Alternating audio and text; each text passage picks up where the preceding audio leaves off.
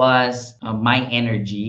And so I noticed that during afternoons, I would feel tired and sleepy. And so to me, I thought, okay, this is not acceptable because I feel like I was wasting time. And it was during the time that I had four businesses. So I was thinking, how can I sustain my energy throughout the day? Like I have very good energy throughout the day. And so what I stumbled upon is, so Novak Djokovic is one of like great tennis in our time.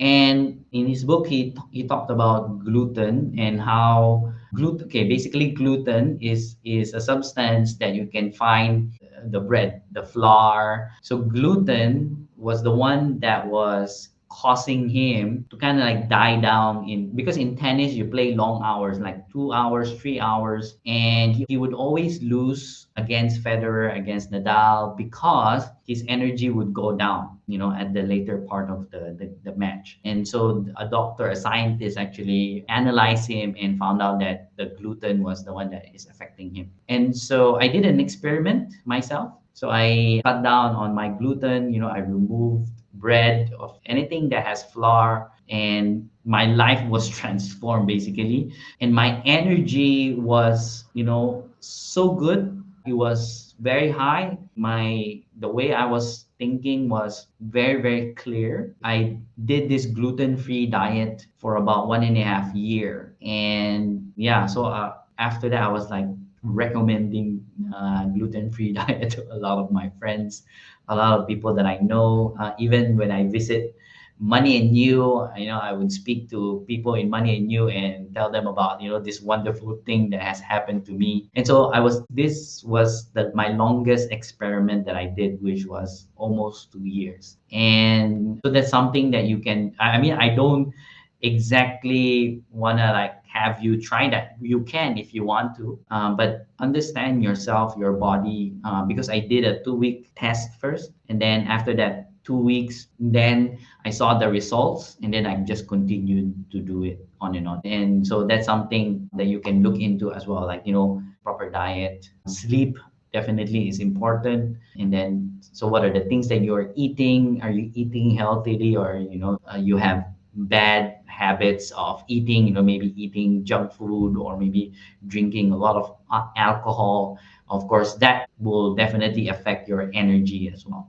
If you're young, which I wish I am, then it has less effect, because the body is just like, but as you get older, then you will notice all. So those are the things that I suggest. Remove those distractions, especially like digital distractions, and then take care of your environment, where you can have a very good environment where you're not disturbed and it's conducive for you to focus. And then the last one is, of course, there's many other suggestions, right? I only have a few minutes here. The last one is actually definitely looking at your diet, or how you are taking care of your body. So do we need to try everything in order to find our passion? And what is the fastest way to do that? So for me, my style is to really try out things, and then I learn faster. And so that's kind of like what I did. So I tried, different businesses. I tried working with different people, and that's how I learn and I get better at it. Of course,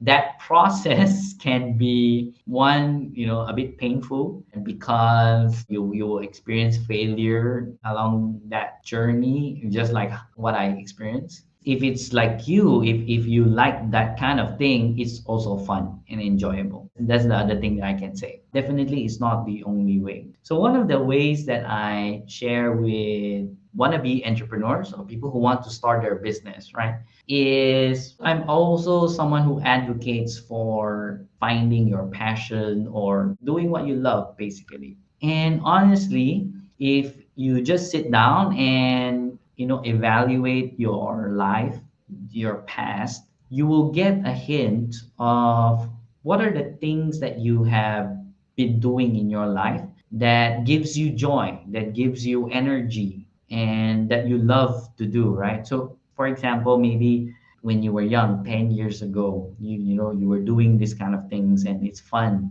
And those are hints, those are signs that those are the things that you might have an inkling of, that's your passion. So what I learned all throughout, that is kind of like one way of doing like a shortcut on how to find out what you will be passionate about and not try out a lot of things and it might be painful. So do that, sit down, think about the past, think about what are the things that you enjoy.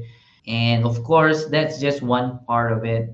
The next part of it is still taking action and doing it and trying it out, right? There's no way around doing it because that's the only way, right? That's the only way that you will know if it's really the thing that you want to do is to do it. But having that process first of, analyzing and just sitting down, thinking, what are the things that I love to do? What are the things that bring me joy? What are the things that give me energy? Then definitely that will help filter out to a few options that you can do. That's one way of doing it faster. I don't know if that is the fastest, but definitely the process can be faster. Honey is asking, why is it that when mindfulness of defilements does not penetrate? This is a very complex question. Let's break it down. So, defilements in mindfulness or in meditation means the things that you can say bad experiences or bad memories, negative emotions. You can also say that is also trauma, right? So all these defilements, specifically if we just generalize it, they call this the aversions or the attachments that we have. These defilements are the ones that causes suffering. In their own language, many years ago, Buddha was saying that meditation is a tool to relieve us, to get rid of suffering from us as humans. And so the defilements can be anything that we have experienced in our past, in our lifetime right now, or because the Buddhist also believes that we reincarnate, and so it can be defilements from our past life. So that is the defilements that we are talking about here. Then penetrate is because when we do deep meditation or deep mindfulness practice, we are able to allow all of these defilements to surface. So if you can imagine, you have a drum, and then in that drum you have water and you have oil. So oil and water doesn't mix, right? It cannot mix.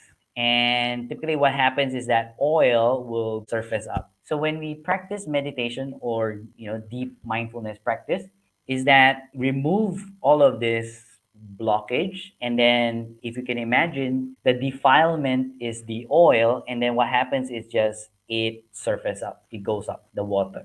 And so that's what happens in us. So when we start to really practice meditation really, really well, we know the distinction, we remove all of this noise and stuff.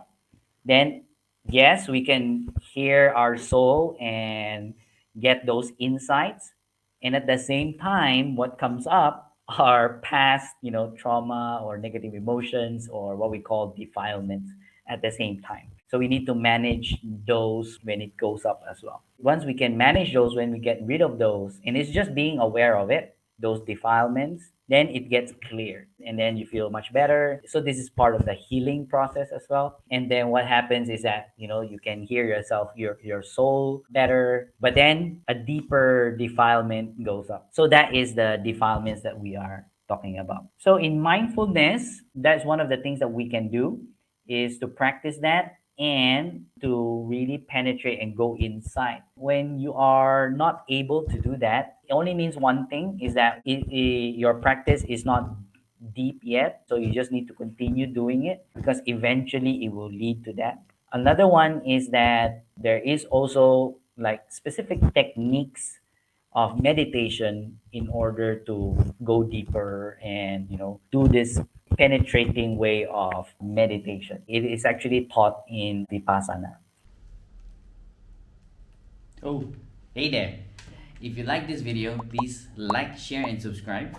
And remember to click the bell button so you get updated of the new videos. See you in the next